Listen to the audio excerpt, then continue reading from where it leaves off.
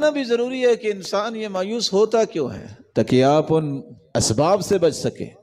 جتنا کوئی اللہ کی رحمت کا جاہل ہوگا اتنا نا امید ہوگا، اس کو پتہ ہی نہیں اللہ کی رحمت کتنی بڑی ہے۔ واللہ ذوالجلال تو شر سے خیر نکالنے پر قادر ہے۔ یہ مستحیل کا لفظ میری اور آپ کی ڈکشنری میں ہے کہ یہ نہیں ہو سکتا، یہ نہیں ہو سکتا۔ میرے مالک کے سامنے کوئی چیز مستحیل اور محال ہے ہی کوئی نہیں۔ جتنا بڑا جاہل ہوگا انسان اتنا بڑا نا امید ہوگا۔ کچھ لوگ خوف کے اندر اتنی شدت اختیار کرتے ہیں کہ نا امید ہو جاتے ہیں، حالانکہ خوف صرف اتنا ہونا چاہیے آپ گناہ نہ کریں، نیکی پہ لگے رہیں۔ یہ جو خوف ہے پتہ نہیں بنے گا کیا، مجھے لگتا ہے کچھ ہونے والا ہے، کچھ ہو نہ جائے، یہ ان لوگ بیماروں کی نشانی ہیں، وہم کے مریض، اللہ کی رحمت سے نا امید۔ کیا ہونے والا ہے؟ تم پہ کوئی وحی آئی ہے؟ تم غیب جانتے ہو؟ تمہارے پر فرشتہ آیا ہے؟ کس نے کہا ہونے والا ہے؟ اپنے نفس کی بات مانتے ہیں کیا؟ اس قدر خوف کو اپنے اوپر لاگو کر لینا۔ امام ابن تیمیہ اس لیے کہا کرتے تھے فاتقوا اللہ ما استطعتم، جتنی طاقت ہے اتنا ہی تقوی اختیار کرو۔ یہ کانپتے رہنا یہ تقوی نہیں ہے۔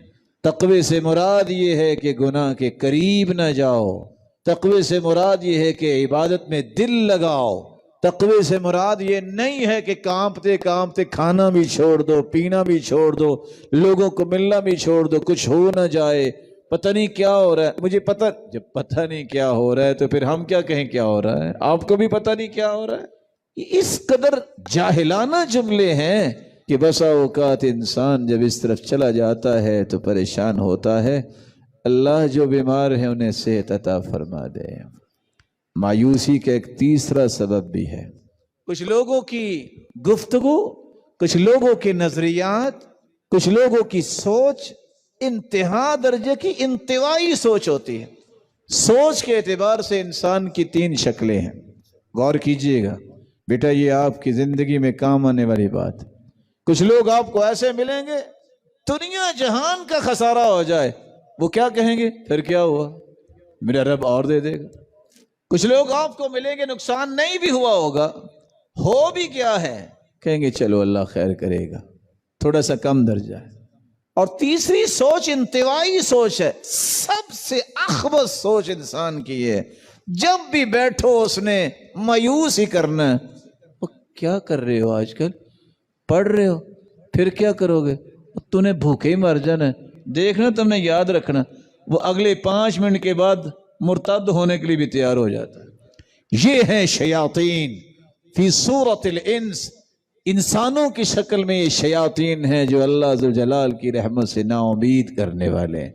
یہ انتوائی سوچ جو ہے یہ آپ کو کثرت سے ملے گی۔ 100 صفحے بنی ہوئی ہیں، آپ اس صف میں ایک ایک بندے کے پاس بیٹھے ہیں، آپ کو کوئی خوش نصیب ہی ہوگا جو تسلی دے گا۔ کچھ نہیں ہوتا یار، اور کچھ بھی نہیں ہوگا، میرا رب میرے ساتھ ہے، پریشانی کون سی۔ اس طرح کے شیاطین سے آپ کو بچنا چاہیے۔ جس بندے کے بارے میں آپ کو پتہ چل جائے کہ یہ اللہ سے نا امید کرتا ہے، کبھی اس کے ساتھ بیٹھنا پسند نہ کرے، یہ آپ کو اللہ سے دور کرنے والا ہے۔ مایوسی کا ایک سبب یہ بھی ہے، کبھی بھی اسباب سے دل نہ لگائیں۔ میں نے دکان بنائی ہے تو اب تو خیریں ہو جائیں گی، رات پتہ چلا کہ دکان لٹ گئی ہے، ساتھ ہی خودکشی کر لی۔ میرا کاروبار ہے، ٹھاٹ باٹ ہو گئی ہے۔ فراڈیے بھی آخر دنیا میں ہیں، وہ پیسہ لے کے بھاگ جاتے ہیں، یہ ہاسپٹل میں، اور آخر اپنے آپ کو چھری مار کے قتل کر لیتا ہے۔ اسباب سے تعلق جوڑنے والا مایوسی سے نہیں بچ سکتا۔ مسبب الاسباب سے تعلق جوڑیے۔ دکان ہے، میرے رب کا جب تک فیصلہ نہیں ہوگا اس سے نفع نہیں آئے گا۔ نوکری ہے، جب تک میرے رب نے مجھے صحت دی اس کا فیصلہ ہوگا تو میں نوکری نبھا سکوں گا، وگرنہ کچھ نہیں ہوگا۔ اسباب سے تعلق نہ جوڑیے بلکہ مسبب الاسباب سے اپنا یقین بڑھائیے۔ مایوسی بسا اوقات اس وجہ سے بھی ہوتی ہے، متشدد لوگ، تشدد اختیار کرنے والے، وہ نیکی ہی کیوں نہ ہو، وہ کسی بھی صورت میں تشدد ہے، یہ لوگ ہمیشہ مایوس ہوتے ہیں۔ اس لیے اللہ کے رسول نے فرمایا تھا لن یشاد الدین الا غلبہ، جو دین میں سختی کرتا ہے نا ہمیشہ ہار جاتا ہے۔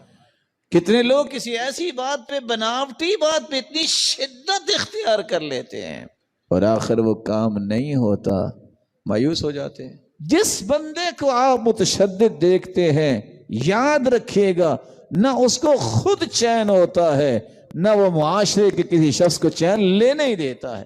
یہی تشدد ہے جو تکفیری فرقے میں آیا، یہ بھی کافر، یہ بھی کافر، نعوذ باللہ یہ بھی کافر، جو کفر کے فتوے بانٹتے ہیں۔ یہ تشدد کی کیفیت قتل و غارت اور دنیا جہان کا خون بہانے کے لیے تیار ہو جاتی ہیں، یہ اس تشدد کی نشانی۔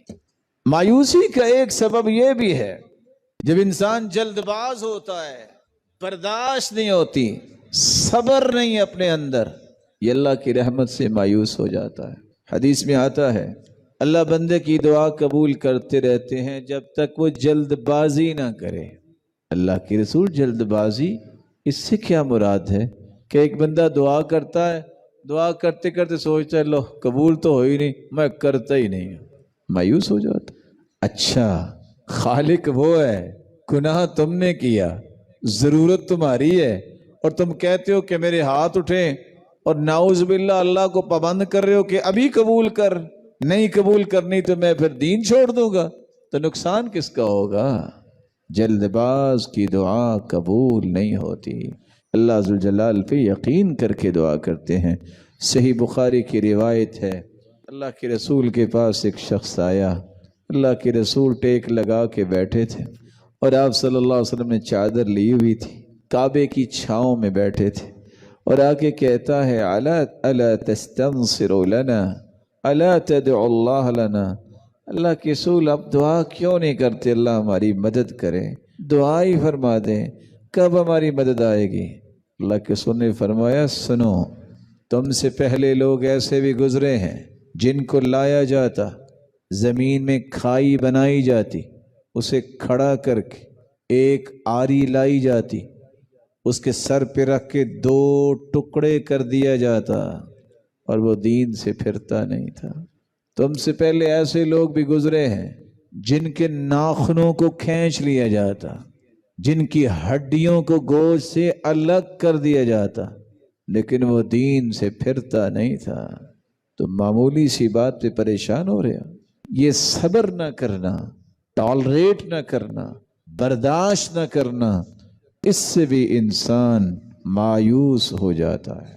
مایوسی کا ایک سبب یہ بھی ہے، جب انسان کسی بھی چھوٹی سی چھوٹی پریشانی کے سامنے ہتھیار ڈال دیتا ہے، ہمت نہیں کرتا، کہتا اب کچھ کرنے کی ضرورت تو ہے نہیں، مارے تو گئے ہیں، ہو گیا جو کچھ ہونا ہے، یہ لوگ بھی مایوس ہوتے ہیں۔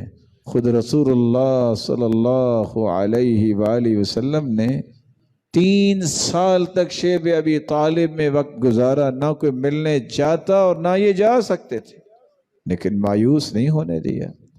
آج کتنے لوگ کہتے ہیں بس اختلافات دنیا میں آ گئی، یہ تو ختم ہونے ہی نہیں ہے، بس یہ لڑائیاں ہو گئی ہیں، اب تو ٹھیک ہونا ہی نہیں، اب مصیبتیں اتنی آ چکی ہیں، لگتا ہے اب تو مر ہی جانا ہے، اب کیا بتائیں، اتنی شر اور فتنے پھیل چکے ہم نے بچنا ہی نہیں۔ یہ سب مایوسی کے الفاظ ہیں۔ مسلمانوں کے اندر ایمان ایسا ہونا چاہیے جو انبیاء اور رسل کے بعد صحابہ اور تابعین اور تبع تابعین کو اللہ نے عطا کیا، کہ یہ سارے فتنے، یہ ساری مصیبتیں، یہ ساری کی ساری سختیاں اپنی جگہ، لیکن میرے رب کی رحمت جب آئے گی تو ساری کی ساری کمزوریاں قوتوں میں تبدیل ہو جائیں۔